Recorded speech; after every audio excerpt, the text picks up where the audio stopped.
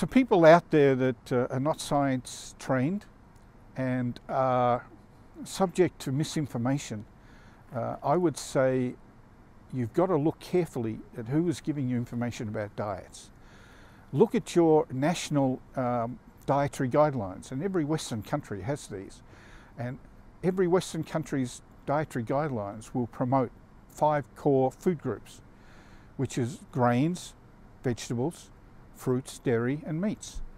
And the reason that is done is because we have thousands upon thousands of nutrition studies that show there are nutrients in each of those 5 groups you need. As soon as you eliminate one, you're going to have nutrient deficiencies, and those nutrient deficiencies can be very similar, very important. They can be very drastic. They can lead to lifelong effects. For instance, I've seen in many cases vitamin B12 deficiency. If it's left for many years, causes nerve damage, and eventually it causes mental problems as well.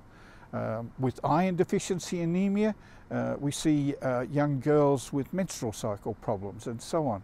So these are very important health effects, and they're being controlled by people circulating information who are not equipped scientifically to give that information in a correct way.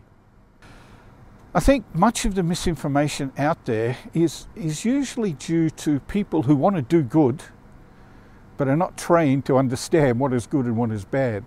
And from an early age in our society, we're basically taught a simple mantra that most people don't even realize that they've taken on board, that if it's plant, it's good, if it's animal, it's bad, which is quite a ridiculous thing in nutrition, in our nutrition field, but that's how people feel.